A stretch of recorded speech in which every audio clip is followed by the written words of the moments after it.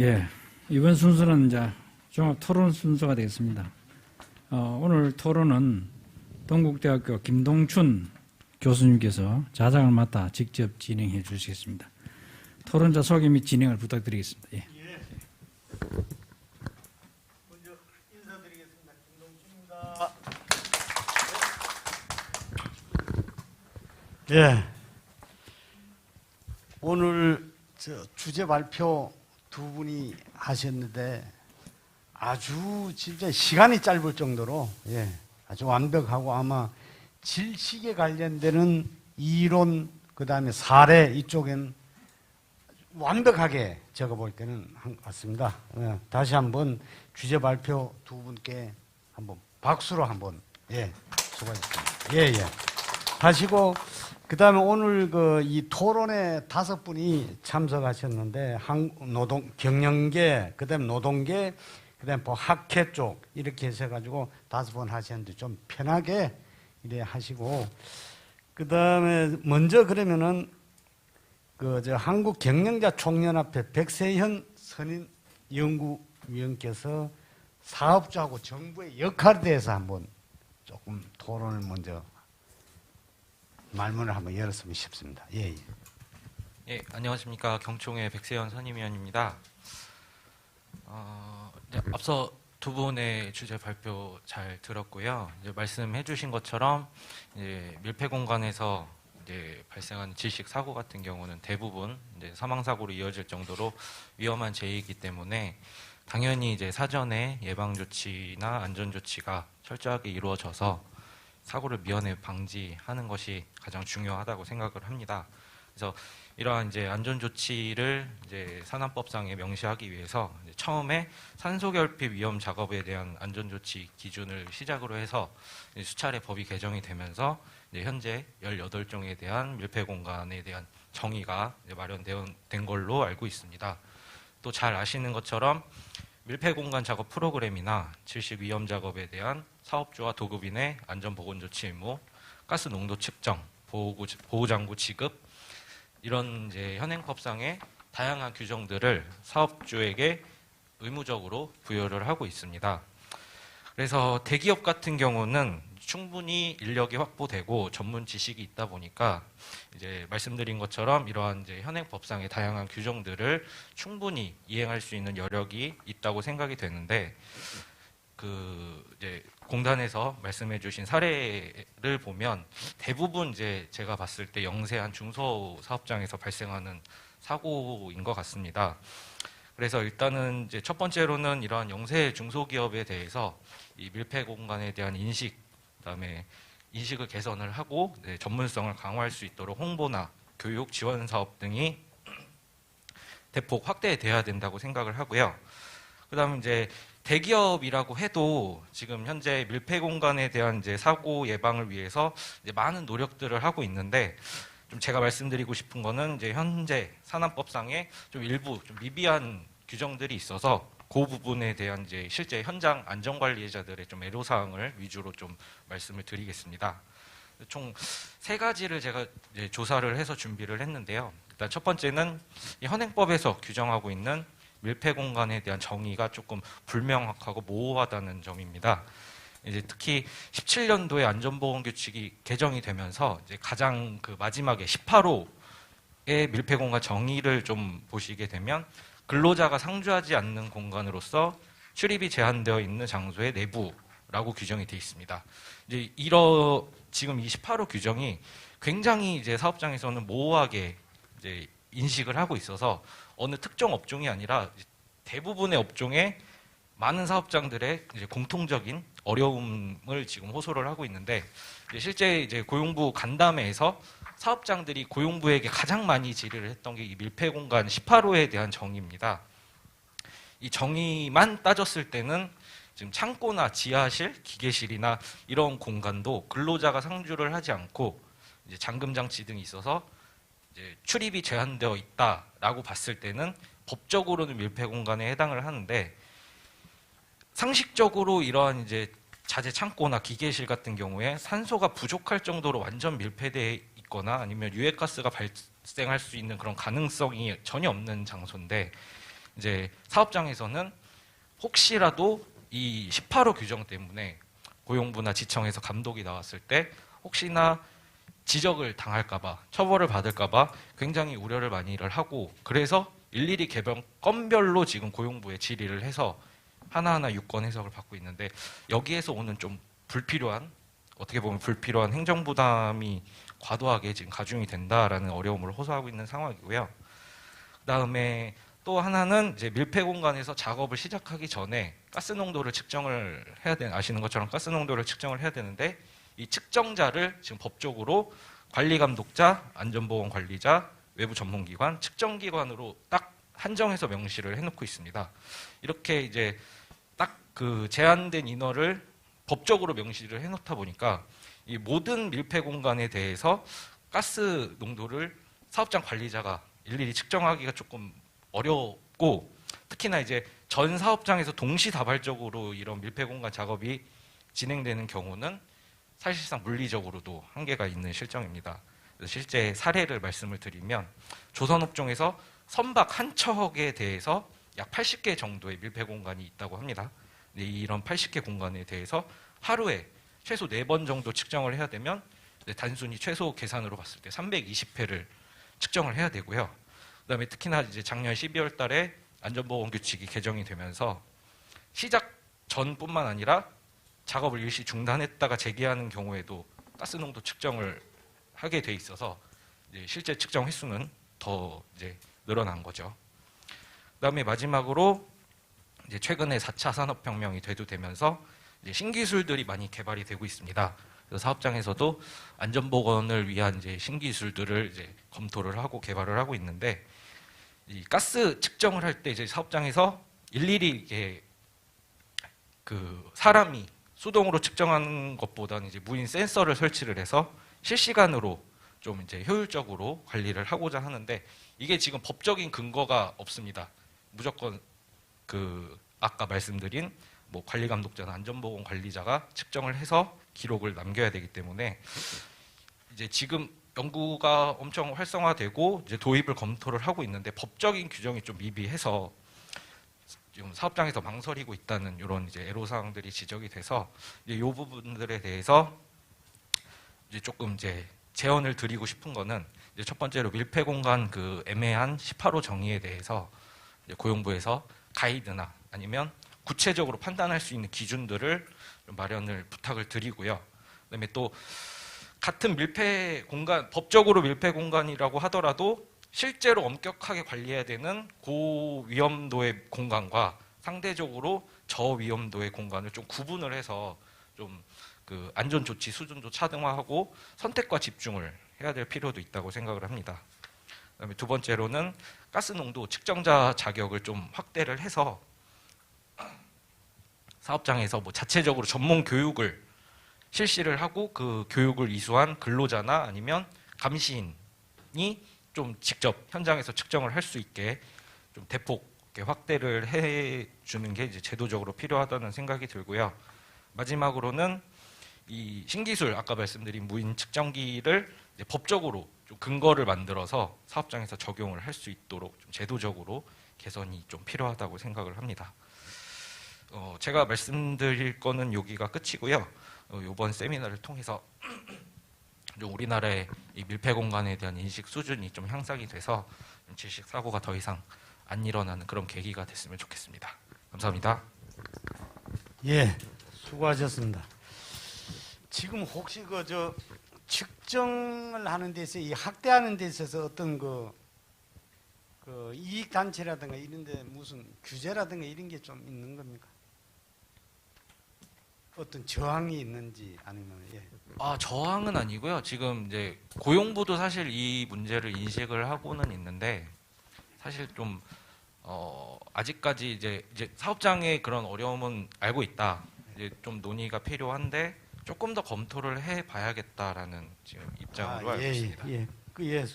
경총에서 상당히 그 저 대기업 쪽하고 중소기업 사업장에 대한 이런 쪽으로 하셨고, 또 특히 요즘 4차 산업에 따라서 저도 저희들이 다들 느낍니다만 IT라든가 이런 쪽 이제 뭐 저걸 이용해 가지고 활용할 수 있는 이런 쪽이 이제 가감이 빨리 대한민국에 또 도입이 돼야만이 우리가 질식 사고 쪽에 조금 적극적으로 감소가 안 되겠나 하는 그런 생각이 듭니다. 예.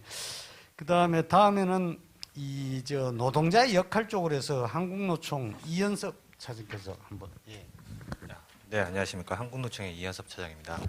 먼저 두 분의 발표는 잘 들었습니다. 이제 알다시피 발표 자리에서 보듯이 이제 지식 사고가 이제 사망률이 높고 이제 실수라고는 존재하면도 안 되고 실수라고 했다가는 사망이 이어지는 이제 되게 용납되지 않는 사고입니다. 이제 단 한 번의 이제 잘못으로 사망에 이르기 때문에 이제 철저하게 이제 사전적 예방의 차원으로서 이제 좀 접근을 해야 되는 게 좀 필요하다고 생각을 하고 있습니다. 그리고 제가 이제 노동자의 입장에서 좀 말씀을 좀 드리고 싶은데, 재해 사례에서 재해 원인을 좀 보시게 되면, 이제 첫 번째 질식 위험에 대한 인식 부족 하나 있고, 산소 및 유해가스 농도 미측정이 가장 많이 보입니다. 그래서 이제 저희가 2010년부터 2019년 이제 질식 사고 관한 재해 조사 사건 123건을 좀 자료가 있어서 봤는데, 그중 이제 대상자들이 임시 일용직 노동자가 72명, 하청업체 노동자가 58명, 그리고 이들이 맡은 작업 같은 경우가 임시 간헐적 작업이 47건, 흔히 뭐 유지 보수나 이제 청소 이런 걸 이제 말하는 거겠죠. 그리고 이제 사업장 규모로 보면 이제 소규모 사업장들이 이제 대다수를 줄을 이루었습니다. 언급된 이제 사업장만 보더라도 이제 우리가 흔히 이제 말하고 있는 취약한 사업장이라고 이제 말할 수 있는 거죠. 그러면 이제 이게 이제 앞에 이제 발표 자료에서 보시 10년 전이나 이제 10년이 지난 지금에서도 이제 사망자 수나 재해자 수가 이제 크게 변동이 없어요. 그런 것은 이제 저희가 한번 질식 사망 사고에 대해서 이제 전체적으로 한번 돌이켜 보거나 저희가 이제 제대로 가고 있는 건지 그런 것도 한번 좀 지켜봐야 될 게 좀 필요하다고 생각이 됩니다. 그래서 이제 저는 이제 사고가 많이 발생하고 있는 이제 임시 일용직 노동자의 입장에서 이제 밀폐 공간이라는 것을 생각을 해보고 이거를 만약에 어떻게 해야 되나 생각을 좀 해봤습니다. 이제 첫 번째로 이제 되는 게 이제 밀폐 공간이라고 이제 불려지는 장소가 제가 노동자 지금 흔히 말하는 임시 일용직 노동자가 봤을 때는 정확하게 어디를 지칭하는지 잘 모를 것 같습니다. 지금 저희가 규칙에 18가지를 이제 지정을 해놨는데 제가 이제 사무실에서 이제 이 내용을 잘 모르는 분들한테 이제 물어봤더니 밀폐 공간이니까 공기가 없는 거 아니야? 틀린 말은 아니지만 이렇게 지정을 딱 해놓은 이 사항에 대해서는 정확하게 어딘지 모를 것 같다는 그런 생각이 좀 들더라고요. 그러면 그걸 어떻게 해야 되나라는 생각을 좀 했을 때는 이제 사업주가 내 사업장 내만이라도 밀폐 공간에 대해서 이 지정된 것도 되고 되지 않은 장소에 대해서도 리스트를 하고 그거를 공단이든 노동부든 보고를 해서 그 자료를 가지고 있고 저희가 이제 유해 작업이나 이런 걸 할 때 제출을 하잖아요. 제출을 하는데 그거를 가지고 작업을 허가서를 봤을 때 여기는 위험 장소라고 해서 사전에 고지를 해주고 노동자들이 이 장소가 위험하다, 밀폐공이다 알고 있으면 미리 준비를 해야 될 거니까 뭐 내가 뭘 해야 되는지 무엇을 해야 될지 찾아보고 물어보고 이렇게 하는 건데 지금 이 임시나 일용직 노동자들은 모르고 사고를 당하는 경우가 좀 많은 것 같습니다. 그런 측면에서 봤을 때는 이제 예방의 차원에서 봤을 때는 위험을 인지하는 것이 첫 번째로 좀 시작이 돼야 된다고 좀 생각이 됩니다. 그리고 두 번째로는 이제 정보나 자료를 좀 찾아보고 싶은데 흔히들 저희가 많이 정보나 자료 찾을 때는 안전보건공단 홈페이지를 좀 많이 찾아보실 겁니다. 네, 제가 공단 홈페이지에서 이제 질식제, 밀폐 공간 이렇게 정보를 찾아봤더니 자료는 있긴 있습니다. 근데 너무 오래되거나 그 자료를 이제 펼쳐서 봤더니 내가 노동자인지 누가 봐야 되는지 정확하게 모르겠습니다. 노동자가 봐야 되는 자료인지 관리자가 봐야 되는 자료인지 아니면 사업주가 봐야 되는 자료인지 지금 법적으로 지켜야 되는 사항들 이 모든 것들은 사업주가 봐야 되는 것이 맞습니다. 근데 노동자 입장에서는 좀 단순하게 좀 접근을 해줬으면 좋겠습니다. 항화수소가 뭐 수소가 산소가 뭐 이렇게 돼서 뭐 그런 것까지 모르도 되지 않겠습니까? 사업주가 보는지 관리자가 보는지 노동자가 보는지 그거가 좀 명확하게 분류가 되어서 자료가 좀 더 명확하고 구체적이고 세부적으로 좀 나왔으면 좋겠습니다. 그리고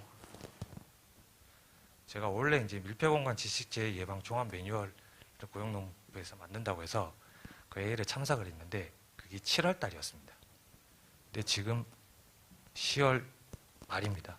그 자료가 아직 뭐 배포되거나 게시되거나 이런 것이 없습니다. 어쩌면 그 7월 달에 그 회의가 있고 그 자료를 만든 이유가 혹시 그 전해에 어떤 밀폐공간에 사고가 있었지 않았을까? 임시 대편으로 그냥 회의를 해서 만들다고 하지 않았을까? 좀 그런 생각이 좀 들더라고요. 그리고 제가 그 기사를 이렇게 좀 찾아보니까 어제도 지식 사고가 있었습니다. 단지 사망 사고가 이뤄지진 않은 것뿐이지 그냥 부상자로서 이제 어제 인천 남동 정수사업소의 지식 사고 근로자 2명 부상 이렇게 자료가 나오더라고요. 이제 지식 사고가 이제 흔한 사망 사고로 이어질 수 있도록 그런 좀 위험성이 있어지지 않을까 싶습니다. 그리고 이제 제가 봤을 때 이제 주 사고가 나는 사업장이 이제 소규모 사업장인데 지금 아까 경청에서 말씀해 주셨는데 큰 사업장 같은 경우에는 잘 준비도 되어 있고 하고 계신다고 하는데 소규모 사업장에 대한 그런 준비나 이런 것들이 아직은 없는 것 같습니다.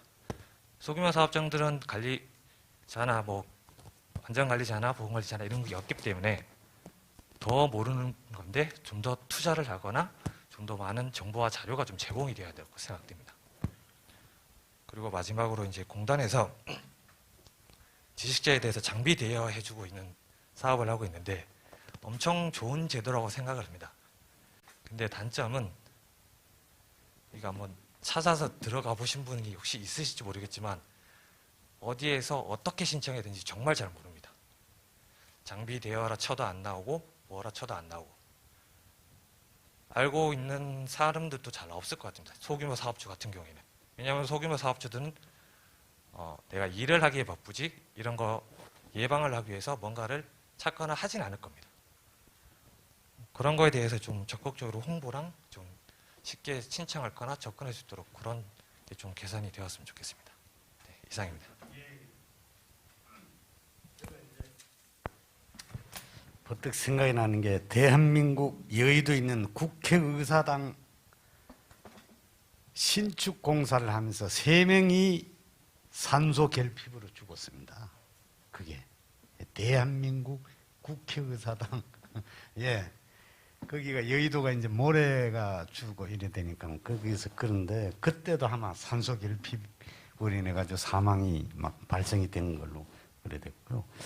그다음에 지금 그저 뭐냐면 노총에서도 말씀하신 노동자 역할 쪽으로 하시는데 지금 아마 장비 대여 그다음에 저 뭐 여러 가지 저를 하시면서 모든 게 너무 이 수요자 중심보다는 공급자 중심으로 되다 보니까 검색이라든가 이런 게 조금 저는 것 같은데 이제 우리나라 제도도 그렇고 모든 이게 이제는 공급자보다는 수요자를 먼저 생각하는 수요자 중심의 이 검색 창이라든가 이 또 지원인 시스템이라든가 이런 게 하면 어떨까 하는 그런 말씀이신 것 같은데 좋은 말씀입니다. 예. 다음에는 우리 산업안전보건학회 안진수 부회장께서 밀폐공간 예방관리 프로그램 운영 실태 쪽으로 한번 조금 말씀해 주십시오. 예, 반갑습니다. 한국산업보건학회 부회장이었습니다. 밀폐공간 프로그램 관련해서 좀 말씀을 드리고요. 아까 앞에서 말씀하셨던 분들 또 동감하는 내용 좀 말씀드리겠습니다. 밀폐공간 프로그램 어쨌든 이게 산업 현장 중심으로 프로그램이 적용이 돼야 되거든요. 그렇지 않으면 이제 현장의 작동성이 좀 떨어지고 또 형식에만 또 의존할 수밖에 없습니다. 그래서 실제로 현장에서 현장에서 이제 가스 농도 측정기를 보유하고 진짜 있는지, 아니면 과연 정상 작동하는지, 또 사용법을 아는지, 아니면 작동은 되는지, 아니면 처음부터 기초 이제 질식이 뭔지, 기초 교육부터 필요한 사업장인지를 먼저 알아야 됩니다. 사실 제가 한 달 전에 그 충남에 있는 어떤 그 통신 케이블 업체를 한번 방문한 적이 있었는데요. 거기는 가스농 측정기가 있는데도 불구하고 고장나 있더라고요. 고장나 있고, 근데 송풍기는 가지고 있어요. 그래서 제가 송풍기 가동하느냐 했더니 뭐 경험상 뭐 안 해도 된다. 심지어 혼자 작업하는 경우도 많더라고요. 사실 그 아까 말씀하신 것처럼, 그 박 의원님 말씀하신 것처럼 이 중소업체들은 아주 열악한 곳이 상당히 많이 있습니다. 예, 그런 부분들은 사실 자장께서 말씀하신 대로 이제 공급자 위주가 아닌 수요자 위주로 전환이 돼서 필요한 부분들을 맞춰줘야 되는 게 중요합니다. 그리고 아까 또 박 의원님께 말씀하셨던 것처럼 그 밀폐 공간에 관련된 용어에 대해서도 제가 한 말씀 드리고 싶습니다. 사실은 그 오샤에서는 이게 즉각적인 위험이 있는 곳인지 아니면 가능성이 있는 곳인지에 대한 명확한 구분이 되어 있습니다. 하지만 아직까지 우리는 정확하지는 않고요. 그리고 또 밀폐 공간의 위험을 알리기 위해서도 그 용어 자체도 아까 김준호 교수님 말씀하신 것처럼 질식즉사, 그러니까 이 이름 자체를 밀폐 공간 질식즉사 공간 아니면 뭐 무산소 가스 질식 공간 위험 이렇게 명칭이 바뀌어서 그 작업하시는 분들이 경각심을 좀 일으켜야 되는데 아까 우리 저기 차장님이 말씀하신 것처럼 이현 차장님 말씀하신 것처럼 사실 밀폐 공간을 이렇게 일반인한테 물어보면 전혀 이런 경각심이 전혀 없습니다. 그 단어를 들었을 때는. 그래서 이러한 용어부터 처음부터 명확하게 되는 게 중요하다고 생각을 하고요. 사실 이 근로자들은 4% 미만인 무산소 공간에서는 호흡을 한 3번만 해도 쓰러진다. 오히려 산소가 공급이 안 되는 게 중요한 게 아니라 내 몸의 산소가 빠져나간다. 이 자체도 사실 모르거든요. 그런 부분들을 명확한 교육이 좀 필요할 것 같고요. 또 밀폐 공간 프로그램 적용에 있어서는 이제 이때까지 우리가 공단이나 농부에서 나온 자료들 보면 무엇을 해야 되느냐, 어떻게 된 내용이 많이 나와 있습니다. 그런데 지금은 왜 해야 되는지가 중요합니다. 이걸 왜 필요한지, 밀폐 공간 프로그램이 왜 필요한지를 먼저 알아야 실행 단계에서부터 적용할 수가 있는 겁니다. 그런 부분은 상당히 중요할 것 같고요. 뭐 마지막으로 제가 한 말씀 더 드리고 싶은 거는 사실은 이 밀폐 공간 작업 사고가 몰라서 나는 사고는 절대 있어서는 안 됩니다. 몰라서 나는 사고는 먼저 알고 나서 대책이 있는지, 그리고 나서 아까 이현찬님 말씀하신 것처럼 에러를 또 생각할 수 있겠죠. 우리가 휴먼 에러도 생각할 수 있는데 어쨌든 몰라서 발생하는 사고는 있어서는 절대 안 될 것 같고요. 그리고 이런 산업안전보건법 자체가 어떤 무작위 행위로서 처벌받을 수 있다. 그런 거를 확실하게 좀 알고 적용한다고 하면 아무래도 밀폐 공간 사고가 줄지 않을까 그렇게 생각합니다. 예, 이상입니다. 본 말씀 제가 이제 실질적으로 또 안진수 부회장님께서는 이 예방 프로그램을 또 작동하고 운영 실태까지 쭉 현장에서 저걸 보시는 그걸 이제 말씀해 주셨고요. 특히 그래서 용어라든가 용어의 정립 문제 또 이런 것들 그다음에 이 프로그램을 어떻게 운영하고 작동하고 어떤 그걸 하면서의 뭐 어떤 위험도가 어느 정도 되는지 이런 여러 가지 이런 게 조금 더 합리적이고 제도적으로 조금 보완이 됐으면 하는 그런 말씀인 것 같습니다. 예, 같고요. 그다음에 이번엔 대한건설보건학회 정태성 이사님께서 밀폐 장소 인근 하기 작업 시 조치하고 밀폐 공간 작업 시 체크리스트 내용 쪽으로 조금 이제 더 구체적으로 들어간 것 같습니다. 예, 한 말씀 좀 해주시죠. 예. 네, 대한건설보건학회 정태성 이사입니다. 앞서 내용들이 많이 겹치는데 밀폐 공간 작업에 관련되어 있는 두 분 강연하시는 교수님들 말씀은 교육은 정말 아까 우리 위원장님께서 말씀하셨던 것처럼 이 이상은 더 나오지 않을 정도로 완벽한 교육이었다고 생각이 듭니다. 그런데 앞서 경청에서 말씀하신 밀폐 공간 산업안전보건 기준에 관한 규칙 18번 항목이 2017년 3월 3일에 추가된 거에 대해서 제가 말씀드리려고 했거든요. 근데 앞서 말씀을 다 하셨더라고요. 좀 추가적으로 부연해서 말씀을 드리면 이 18번의 근로자가 상주하지 않는 공간으로서 이 항목에 대해서 건설업 현장 근로자들이 얼마나 많은 애로사항이 있냐면요. 실제 예를 들면 반경 한 2m, 2m에 깊이가 60cm, 66m도 아닌 60cm 정도에 되는 것을 가지고 고용노동부에서 이게 감독을 나와서 이거를 밀폐 공간 작업 관리 안 했다고 과태료를 부과를 또 해서 그 과태료를 맞은 또 사업장도 있다고 합니다. 그러니까 그 외국 같은 오시아 같은 이런 데는 요 밑에 아까 우리 김중호 교수님께서 말씀해 주셨지만 명확하게 밀폐 공간이 무엇인지를 정확하게 해주시고 그리고 이것의 정의를 명확하게 해줘서 그 현장에 있는 담당자들이 이 밀폐 공간을 이해하고 이것을 관리하는 걸 해줘야 되는데 정말 그 누가 봐도 애매모호하게 코에 걸면 코골이, 귀에 걸면 귀걸이밖에 될 수 없는 이 항목을 좀 빨리 어떻게 좀 개정이 될 수, 이런 기회에 대해서 개정을 해서 현장에 있는 관리 감독자나 담당자들이 좀 밀폐 공간에 대한 개념을 명확하게 인지하고 사망 사고를 예방을 줄였으면 합니다. 올해 2020년 1월 16일 날 산안법이 전면적으로 개정이 됐습니다. 그러면서 이제 밀폐 공간에 이게 들어온 것인 것 같고요.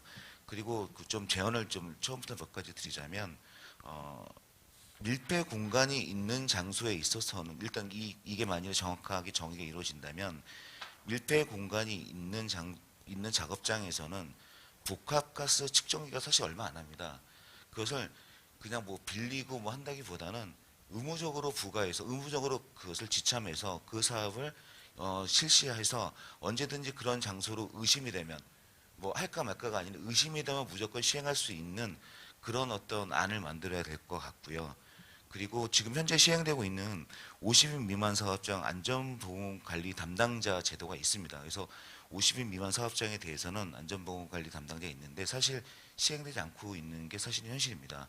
이것에 대한 것을 조금 더 명확하게 좀 기준을 세워주고 여기에 대한 과태료나 뭐 여기에 대한 사업주에 대한 어떤 처벌을 좀 강화시켜 주신다면 그러면 조금 더 지금보다는 밀폐 공간에 관련된 사망사고가 조금은 줄지 않을까라고 생각이 듭니다.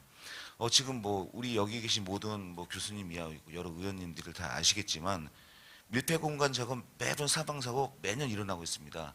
교육 매년 받고 있습니다. 근데 또 일어납니다.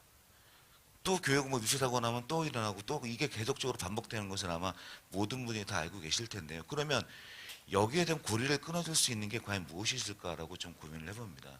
그러면 밀폐 공간에 있는 작업 질식 사고로 일어났을 때 사망자 한 명이 일어나면 제 생각에 이게 뭐 맞는지 잘 모르겠지만 그 사업주 해당 사업장의 사업주에 대해서 과태료를 좀 어마어마하게 좀 할 수 있는 제도가 좀 필요하다고 생각합니다.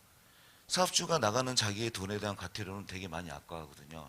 근로자의 목숨 하나 뭐 잃는 것보다 잃는 거에 대한 어떤 걱정과 우려보다는 내가 이 근로자를 잃어서 내가 과태료 얼마 내고 법정 얼마 쫓아다녀야 되지 그 걱정하지 이 걱정에 대해 다시 뭐 재반되는 사고에 대해서 다시 일어나는 걸 걱정하지 않습니다. 좀 어마어마한 어떤 금액을 책정해서 정말 사업주들이 절대 이것을 밑에 직원들한테도 강조할 수 있는 그런 제도로 할 수 있는 게 있으면 좋을 것 같고요. 그리고 아까 옆에서 노총에서 말씀을 해주셨지만 뭐 충분한 환기량이 필요합니다. 예, 알고 있어요. 얼마나 해야 돼요? 충분한 환기량 우리가 계산식으로 계산해서 20배 그 공간의 최적의 20배 이상을 더 하라고 하고 있는데 그거 계산 안 합니다. 그 용량도 어찌 모릅니다. 그럼 그런 거에 대한 어떤 것을 좀 더 쉽게 명확하게 해서 그 50인 미만 사업장의 안전보건관리 담당자들한테 교육을 시켜서 그것을 안 하게 되면 어떤 사업자 처벌을 인하게 돼서 정말 명확하게 그 충분한 환기량이 20배 되는 최적의 공간에 들어가는 것을 대해서 좀 알려주고 좀 쉽게 전 이 소장님 말씀 정말 공감이 갑니다. 들어가면 너무 복잡해요. 찾을 수가 없어요. 어디 있는지. 그러면 결국 어떻게 하면 전화합니다. 그럼 전화도 안 돼요. 뭐 돌리고 이건 이 부서가 아니고 저 부서 왜 얼마 전에 개그 콘서트에서 그거 어느 부서입니다 연결시켜주면 그거 어느 부서입니다 연결시켜주고 결국 돌다 아예 안 해 끊어버리는데 이런 것들도 어떻게 사망사고 예방을 줄여줄 수 있는 어떤 규제 방법이 되지 않을까 싶고요. 그리고 이제 현장 센서 부착으로 인한 현장의 어떤 작업항의 측정 농도 측정하는 것에 대해서는 아마 고용부에서도 이거를 지금 다각적으로 아마 그 인정을 해줄 수 있는 제도를 지금 마련해서 그 과제를 하고 있는 걸 알고 있고요. 그래서 그 작업 현장에다 그런 센서를 부착하게 된다면 좀 뭐 현재 있는 뭐 자가방역 시정이나 뭐 그런 것을 좀 어느 일정 부분을 좀 면제해주는 그런 제도도 필요하지 않을까 싶은데 여기에 대해서는 좀 호불호가 많이 갈릴 것 같아서 제가 감히 말씀드릴 수는 없고, 그래서 이런 몇 가지 제언들에 대한 게 좀 한 가지라도 이루어진다면 좀 현장에서 이런 밀폐로 인한 질식 사고가 그래도 뭐 한두 명은 1년에 줄지 않을까라는 생각을 하면서 제 제언을 마치도록 하겠습니다. 감사합니다. 우리나라가 좀 애매한 규정, 좀 명확성 그런데 사실 그렇습니다. 지금 저 사업에 참여하는 모든 분들이 이 질식에 대한 이 공동의 인식과 이걸 가지고 있어야 되는데 좀 저렇고, 또 우리 규정이 또 그렇지 않습니까? 사업주가 할 수도 있다 그러면은 해도 되고 안 해도 되고, 하여야 한다가 아니고, 그래서 뭐 연구 교수분들이 연구 과제라든가 이렇게 해가지고 제출을 하게 되면은 공급자들이 또 거기에 손을 봐서 하여야 한다를 할 수도 있다로 아주 몇 글자를 바꿔서 이제 애매하게 한다는 이런 얘기도 많이 들립니다. 그래서 그렇고, 아무튼 건설보건학회 정태성 이사께서 좋은 말씀 주셨고요. 그 다음에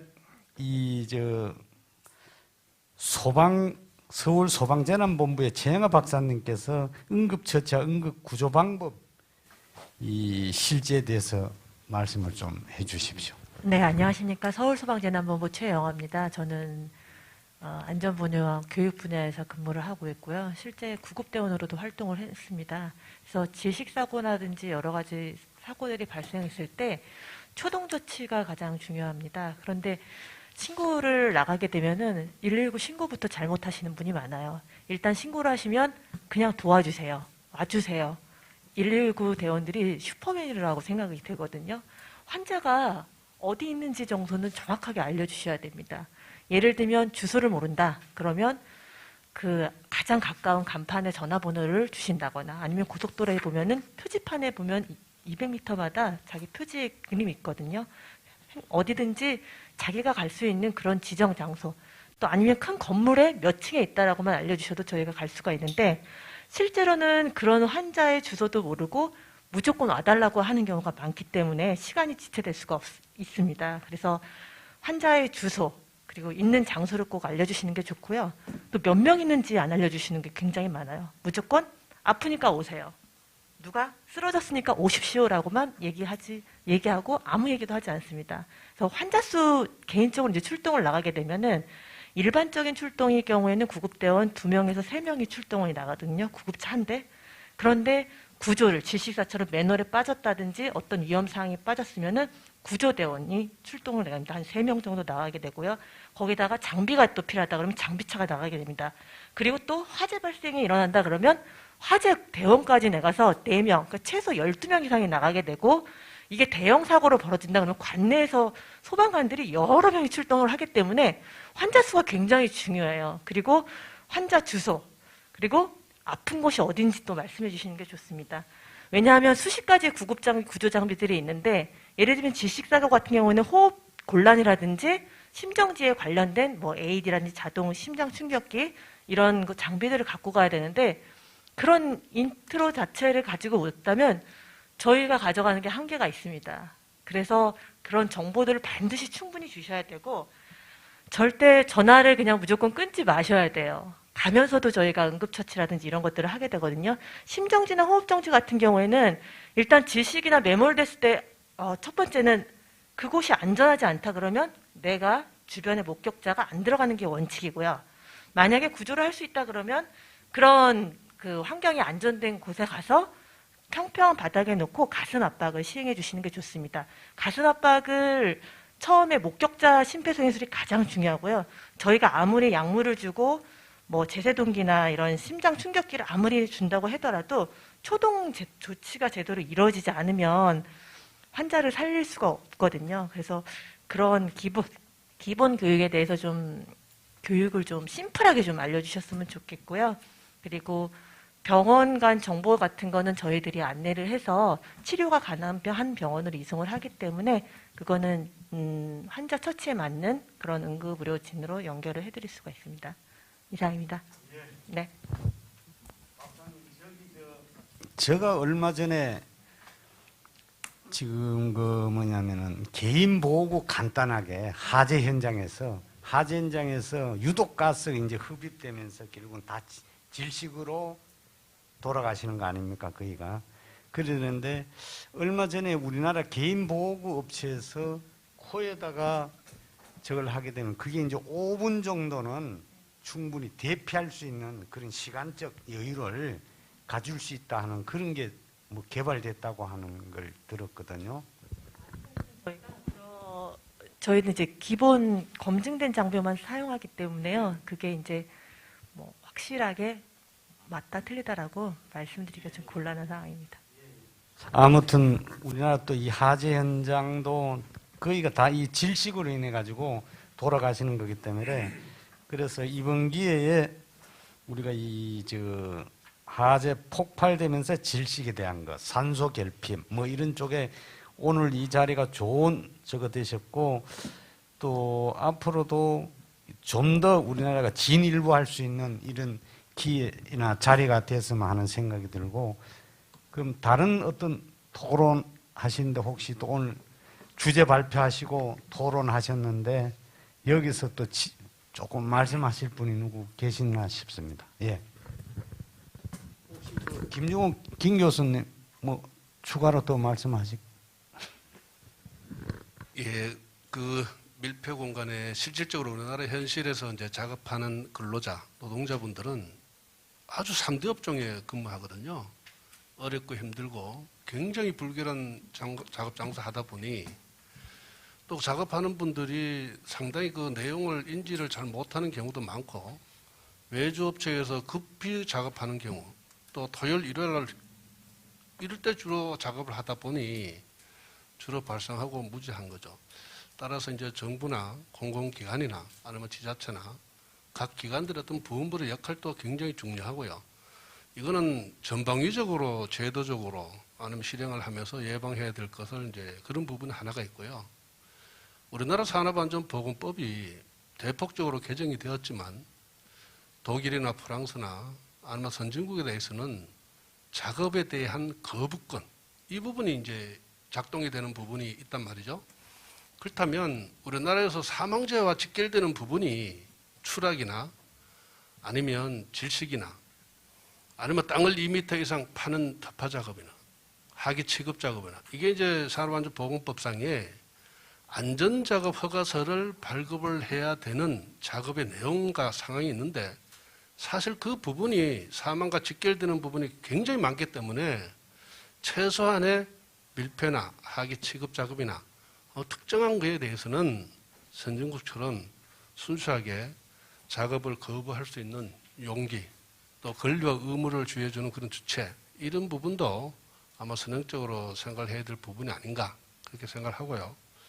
우리가 괜찮다라는 이 생각 때문에 여러 가지 이제 문제가 발생하는 소지가 있기 때문에 지금부터는 한 번 더 살펴보고 최소한의 안전 기본 수칙을 현장 작동상에서 하면 질식재해가 지금은 사망자가 1년에 한 20명 미만이지만 좀 더 줄일 수 있지 않겠냐 그렇게 생각을 합니다.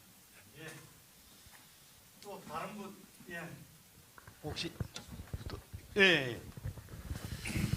안전기술협회 박준환입니다. 두 분 발표 잘 들었습니다. 그리고 토론자분들의 그 의견도 좀 잘 들었습니다. 지금 이야기하시다시피 제도적으로 문제점 자체는 개선이 되지 않는다면은 그 시점까지는 계속적으로 이런 아마 문제가 발생될 것 같아요. 그래서 현장에서 일어나고 있는 사고들 보면은 결과적으로 인적인 이제 문제가 대두가 되는 거죠. 문제가 발생되었을 때, 돌발적인 상황이 발생되었을 때, 순수하게 그 동료를 구하겠다는 일념을 가지고 현장에 바로 뛰어 들어간다는 그게 이제 문제가 있죠. 그래서 한 사람이 다쳐서도 안 되겠지만은 한 사람의 피해 자체를 연속적으로 심지어 뭐 4명까지 발생시킨다. 그 자체는 실제 좀 상당히 좀 심각한 그런 문제죠. 그래서 제도적으로 이루어지기 전까지는 이런 현상은 계속적으로 발생될 것 같아. 그러면은 여러 가지 그 홍보를 동원한다든지 또 관장하고 있는 기관에서 그 자체를 좀 더 심사숙고해서 교육을 통한다든지 홍보를 통해서 정상적으로 교육을 시키고 인지가 되는 상태라 할지라도 갑작스런 그 돌발적인 상황 발생됐을 때 문제가 발생될 수 있기 때문에 그 점에 대해서는 좀 더 철두철미하게 교육이라든지 좀 통제를 좀 가할 필요가 있을 것 같습니다. 물론 제도가 조만간 이루어지고 빠른 시간 내에 활성화된다면 모르겠지만은 그 전까지는 계속적으로 이런 문제가 발생될 것 같아서 그런 점에 대해서도 조금 아마 관심을 기울여야 되지 않을까 하는 그런 생각을 갖습니다. 예, 네. 박준환 실장님께서 또 말씀하셨고, 김정아, 한 말씀 드리겠습니다. 사실 이제 밀폐공간 질식사고는 아까 사례랄지 이론적인 내용에서 들으셨겠지만 위험성을 인지를 못해서 대부분이 사고 나거든요. 보면 구출하는 과정에서 아까 말씀한 대로 한 명이 사망할 게 막 4명, 전 4명 사망한 사고 조사를 저는 여러 번 나갔습니다. 그건 몰라서 그런 거거든요. 그런데 문제는 뭐냐면 저희 안전보건공단에서 이제 작업환경 실태 조사라는 게 있어요. 5년마다 이렇게 하는 그게 있는데 거기 보면 이제 밀폐공간 그 파악하는 게 있거든요. 그럼 거기 기재가 돼 있어요. 돼 있으면 우리는 그 DB가 있기 때문에 무슨 교육 같은 거 할 때 그 밀폐공간 보유 사업장을 대상으로 교육 안내 공문을 보냅니다. 그러면 딱 가면 딱 받고 나서 우리 부서에 전화가 보통 아주 그냥 빗발쳐요. 그 내용이 뭐냐면 우리는 밀폐공간이 없는데 왜 밀폐공간 교육받으라고 오라고 하냐. 실질적으로 교육 참석자를 보게 되면 10%가 안 돼요. 10%가. 그래서 아까 말씀한 대로 20명 미만이 1년에 발생을 하는데 이게 뭐 몇백 명 난다고 그러면 아마 다 뭐 예를 들어서 민간 안전보건 전문기관이랄지 학교랄지 뭐 다 관심을 가지겠죠. 근데 이게 1년에 한 20명 정도 20명 내로 사망을 하다 보니까 그런 것에 대한 인식이 다 부족해요. 그래서 저는 일단 이 밀폐공간 질식 위험에 대해서 근로자나 이런 분들 알기 위해서는 그 고용부나 우리 저 안전보건공단 그런 인력도 물론 열심히 활동을 해야 되겠지만 사실 안전보건 전문기관에 있는 요원들이 엄청나게 많거든요. 민간 위탁기관.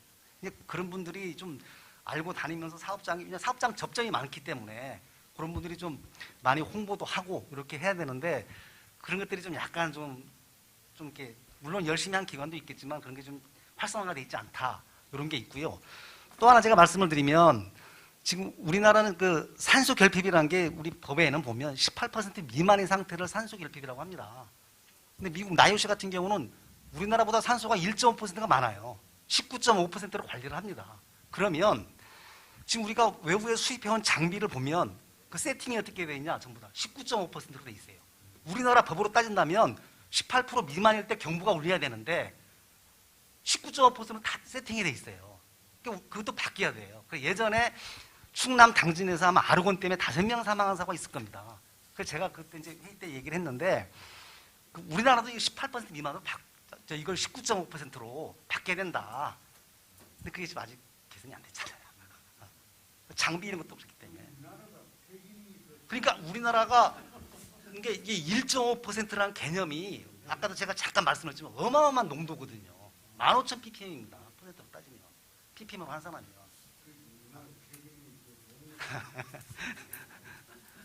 그래서 그런 점이 있고 장비 같은 경우도 이제 아까 대여 얘기가 많이 나왔잖아요. 장비도 저는 교육할 때마다 이런 교육을 상당히 많이 합니다. 제가 이쪽은. 그래서 제가 2007년부터 2011년까지 제가 이제 경기지역본부 수원에 근무를 하고 있는데 그 작업환경 측정 보건관리 대행기관 저는 방문을 다 했어요. 그 차장하고 저하고 같이 따로따로 나눠가지고 일일이 방문해가지고 1년에 한 3월달 정도, 2월달, 3월달에 방문을 해서 그런 게 설명을 이제 뭐 질식이랄지 중독 사고 났던 1년 동안 났던 것을 다 저희들이 설명을 해줘요. 왜냐면 오라고 그러면 안 오니까 우리가 방문하면 다 참석을 하거든요.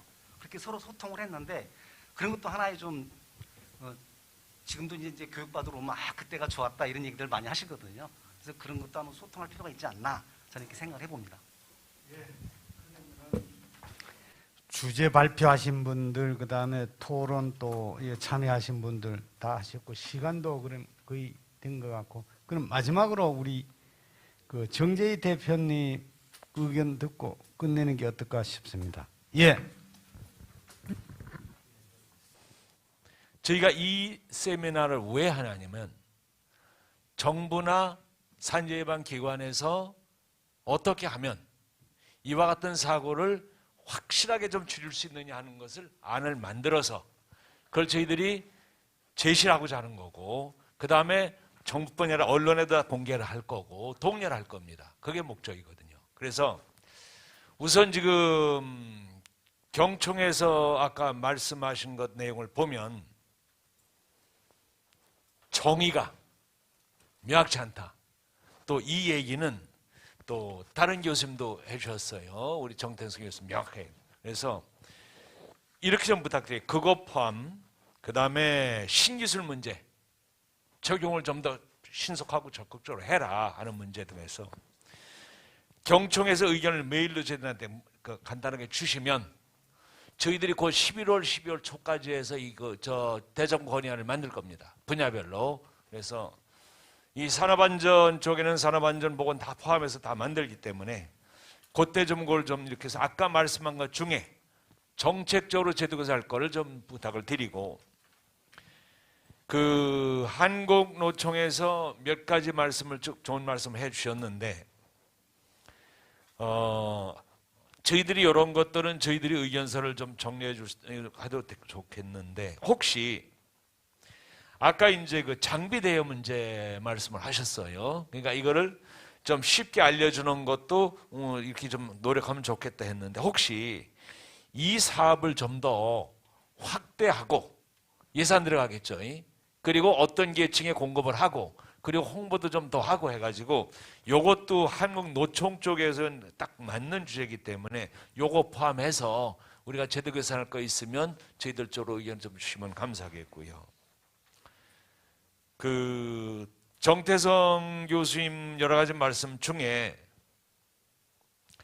사망자가 나면 과태료를 어마어마하게 올려라. 제도 개선해라. 요거는 옆에 있는 한국노총에서 금년에 작심하고 하겠답니다. 민노총도 물론 마찬가지고 국회에서 이미 발제들 다 돼 있고 등등하니까. 그래서 사실은 영국에서 우리보다도 산업재해가 훨씬 더 작습니다. 사망자도 작고. 하지만 이미 훨씬 미리 전에 이 법을 도입해서 쓰고 있고, 그 다음에 다른 나라에서 또 쓰고 있습니다. 캐나다도 쓰고 일부 쓰고 이렇게 확산되고 있어요. 이제는 여기 경청에 오셨지만 우리 항상 이런 거예요. 야, 노동자가 너무 많이 죽고 다치니 좀 더 처벌을 엄격하게 해라 하면, 야, 그럼 기업이 다 죽어. 야, 기업 죽이고 나서 어떻게 해? 그런데 언제까지 기업이 죽는 것 때문에 못하느냐는 문제고, 또 하나는 기본적으로 기업을 한다는 것은 거기 종사하는 근로자가 안전하게 작업할 수 있는 여건을 만들어 놓고 지켜주는 게 기업이에요. 기업 경영이야. 지금 아시겠지만 일부 듀퐁이나 이런 회사들 보면 과거에 영국에서 화약 공장부터 시작해서 엄청나게 사람들이 많이 죽었어요. 그러니까 뭐냐? 안전을 강화해서 지금은 전 세계적으로 안전한 곳이 많아. 그리고 안전으로 해서 기업이 더 성장하는 것도 많은 사례가 있습니다. 그러니까 이제는 뭘 바꿔야 되냐면 정부도부터는 바꿔야 됩니다. 정부가 물론 현 정부 아까 얘기했죠. 현 정부 임기 중에 산업재해, 교통재해, 사망자 절반 줄인다고 했어요. 교통사고 사망자는 상당히 줄고 있습니다. 산업재해 작년에 조금 줄고 금년 다시 또 올라가고, 이게 문제가 가장 커요. 그러면서 여기는 정부 예산도 정말 안 써요. 우리 한국노총의 이현섭 차장님 정부 예산 얼마 넣는지 알죠? 200억도 안 넣죠. 나머지 돈 다 기업에서 내는 거죠. 기업에 내는 거. 산재보험료 가지고 하고. 지금 정부가 산업재해 예방에는 돈을 안 써요. 무임승차하고 있어. 그러니까 첫째, 정부도 더 확대하고, 두 번째, 가능한 범위 내에서 산재 예방 기금을 좀 늘려서 계속 여기 나오는 중소영세업체, 그래서 한국노총에서도 하나만 더 정리해 주세요. 뭐 의견을 내주세요. 중소영세업체의 장비를 보급할 때 아까 의무적으로 설치 노력했죠. 그게 일정 퍼센트 정말 지원해라 이거죠. 그래서 상식에다 놓고 아까 복합감지기 같은 이런 거 의무적으로 그래 투자하라 이거죠. 산재 예방 활동을 열심히 하면 나중에 치료비도 다 주는 거예요. 그러니까 산재보험료에서 산재방기금을 더 확대를 해서 이런 걸 과감하게 거기다 교육 홍보도 더 적극적으로 해가지고 다 해주라 해서 이런 것들을 좀 정리해 주면 좋겠고, 아까 그 충분한 환기량 같은 게 상상이 안 된다는 부분도 좀 정리해서 어떻게 하면 그것도 좀 넣어주면 좋을 것 같고, 지금 두 분 발제자들은 그 이 분야에서 우리나라 대가들 두 분을 모신 거예요. 두 분들 하셨는데 우리 김중호 교수님께서 하신 얘기 중에 작업 거부권 이걸 좀 명확하게 해가지고 쓸 수 있도록 작동될 수 있도록 하면 좋겠다. 요걸 좀 하나 물론 하신 것 중에 그 이 사고를 혁신적으로 줄일 수 있는 방안들을 좀 정리해 주시면서 몇 가지 꼭지를 꼭 요거 적어도 근로자가 내가 작업을 거부한다는 작업 거부권을 준다고 하지만 실전 못 써요 거의. 이걸 명시적으로 쓸 수 있도록 좀 구체화시키고 그리고 이것도 알려줘서 이제는 난 안 되겠습니다 하면 이 안전한 어떤 조치가 끝나야 작업할 수 있는 것을 좀 더 명확히 해서 요거 좀 하고, 특히 그 연속 사망 문제 이거 의한 어떤 조치들 해서 우리 김종화 부장님 쪽에 특별히 부탁하는 게 이 19.5%와 18% 문제 이거를 우리 쪽에서도 제도적으로 바꾸는 것 포함해서 좀 그 지혜를 좀 짜서 의견 주시면 저희들이 요거 관련되는 회의를 거쳐서 정리한 다음에 요번 세미나 결과로 도출을 해서 그래서 대정부 권한을 만들어서 노력하겠습니다. 그러니까 앞으로 그 저희들이 하는 일을 꾸준히 좀 많이 도움을 부탁드립니다. 감사합니다. 들 계시네요. 예. 그럼 이걸로 마치겠습니다. 예. 수고하셨습니다. 예, 오늘 너무나 고생 많았습니다. 이상으로 세미나를 마치고 다음에 이제 기회 되면은 정책 과제 토론을 하도록 하겠습니다. 이상 모두 마치겠습니다. 감사합니다.